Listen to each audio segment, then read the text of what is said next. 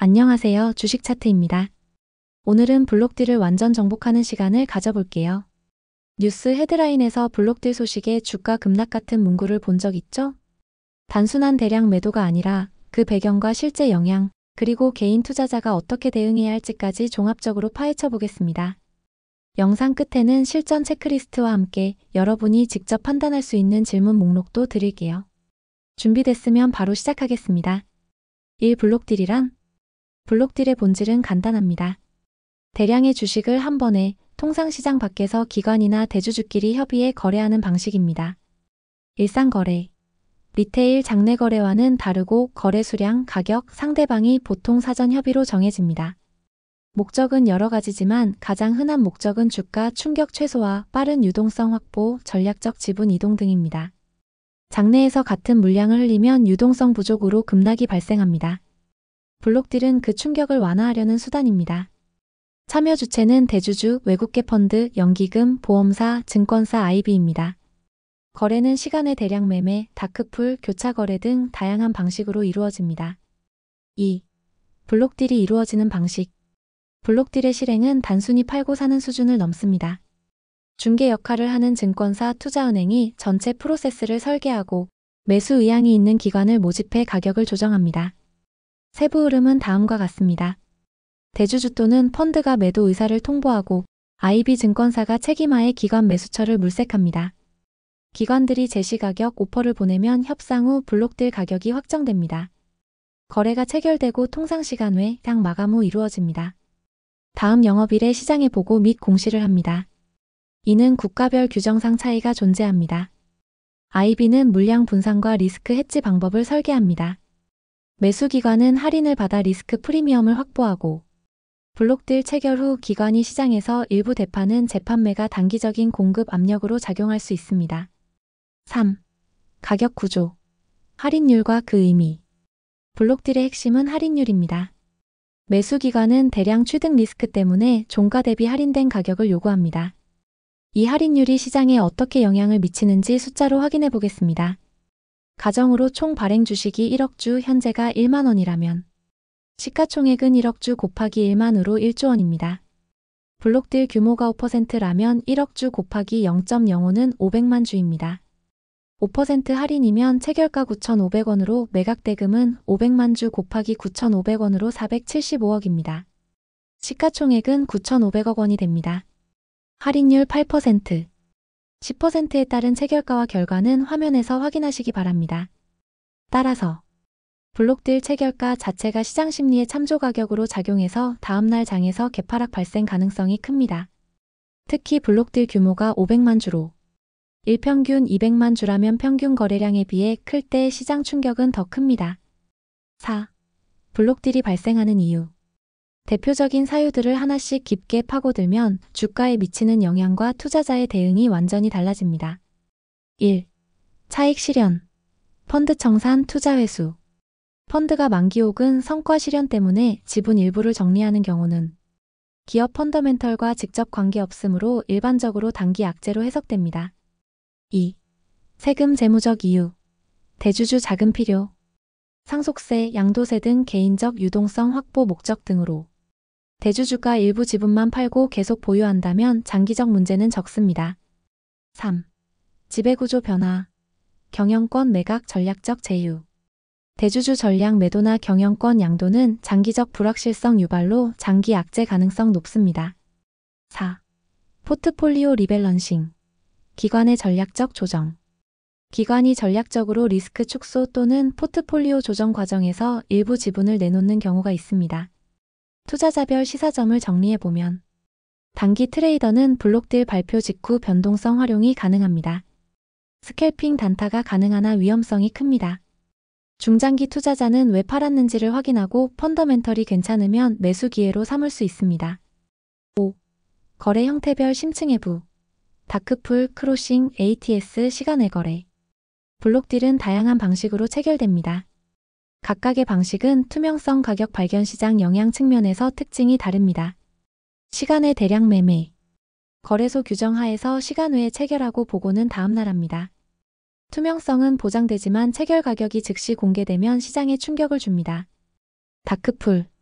공시 즉시 노출을 최소화하고 대량 거래를 수행하는 사설 거래장입니다. 장점은 가격 노출을 최소화하고 단점은 시장 가격 발견 기능을 약화하며 규제에 대한 리스크가 있습니다.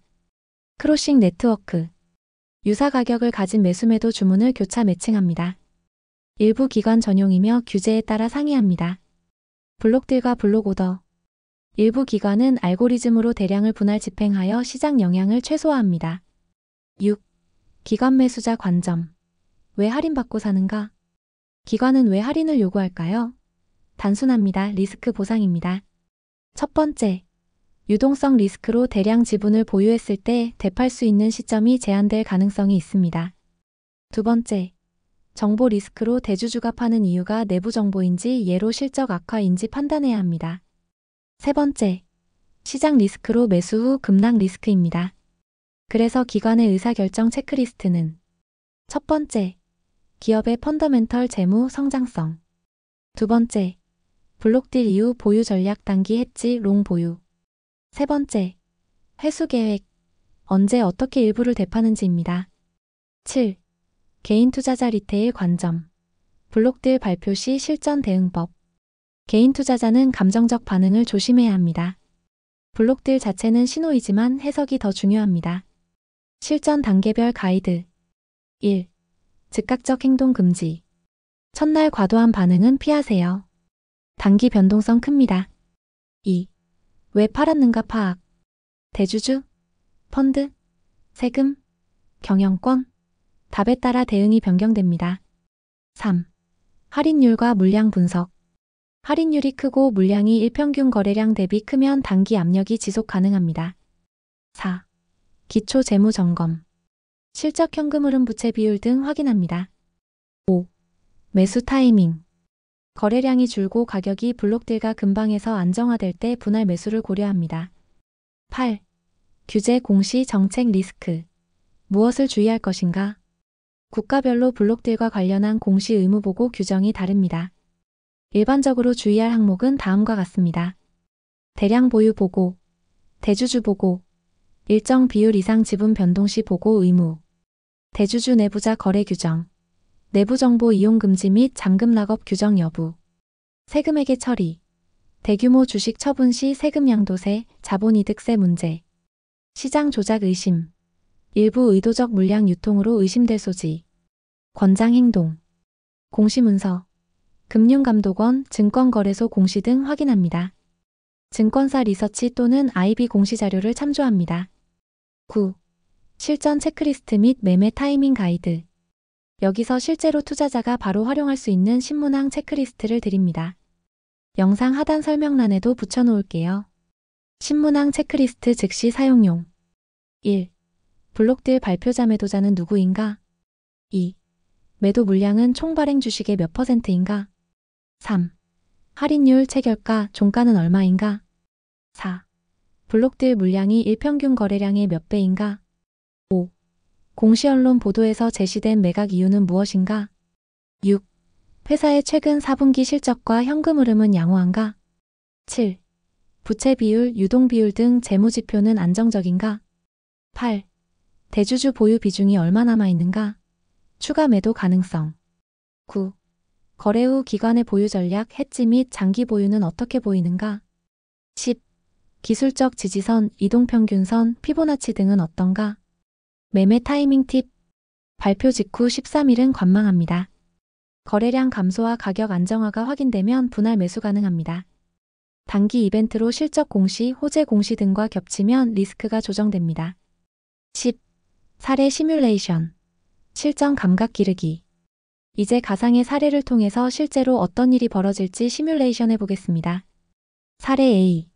펀드 차익 실현 케이스입니다.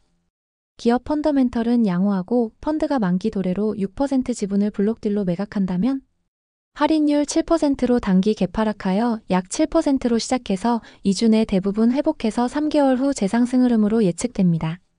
펀드의 매도는 기업의 질적 약화 신호가 아니므로 중장기 투자자는 매수 고려 가능합니다. 사례 B. 대주주 일부 매각. 세금 목적. 대주주가 개인적 세금 납부를 위해 4% 매각, 여전히 28% 보유 중이라면 할인율 5%로 단기 조정 후 완만한 회복을 보일 것으로 보여집니다. 대주주의 자녀 지분이 많으면 구조적 리스크가 낮습니다. 사례 C. 경영권 매각, 전량 매도. 주요 대주주가 보유 전량 30%를 매도 또는 위임하고 새 최대주주 등장 가능성이 있다면 할인 여부와 무관하게 시장은 장기 불확실성으로 급락하고 회복 지연될 것으로 보여집니다. 경영권 이슈는 장기적 리스크로 작용해서 매수 전 위험 재평가가 필요합니다. 11. 기술적 수급적 관점. 차트에서 보는 블록딜 신호. 차트상에서 블록딜이 나왔을 때 주의 깊게 볼 포인트. 거래량 스파이크와 개파락. 블록딜 발표 직전 직후에 거래량이 폭증하면 재분배 가능성이 있습니다. 지지선 테스트. 블록딜가가 주요 기술적 지지선예로 51선, 201선을 깨면 약세 전환 신호로 해석됩니다. 가격 안정 구간. 블록딜 이후 거래량이 줄고 캔들 꼬리가 줄면 저점 형성 가능성으로 해석됩니다. 공매도 증가 여부. 공매도 잔고가 급증하면 추가 하방 압력 가능성으로 해석됩니다. 실전 팁. 블록딜 당일과 다음 그리고 3거래일의 거래량 기반 지표와 RSI 과매수 과매도 변화 관찰을 권장합니다. 12. 마무리 요약 및 Q&A 자주 묻는 질문들. 지금까지 핵심을 요약하면 다음과 같습니다. 블록딜은 대량 지분 이동의 수단일 뿐 그 해석은 왜 팔았는지에 달려 있습니다. 할인율, 물량, 대주주 자녀 지분을 조합해 리스크를 판단해야 합니다. 단기 트레이딩 기회는 있으나 개인 투자자는 감정적 반응을 피하고 체크리스트로 판단해야 합니다. 자주 묻는 질문 예시. 1. 블록딜이 나오면 무조건 팔아야 하나요? 아닙니다. 이유와 펀더멘털을 먼저 확인하세요. 2. 블록딜가가 곧 공식 바닷가인가요? 아닐 수 있습니다. 시장 심리에 따라 더 내려갈 수도 있습니다. 3. 개인이 블록딜 물량을 직접 참여할 수 있나요? 일반적으로 불가능합니다.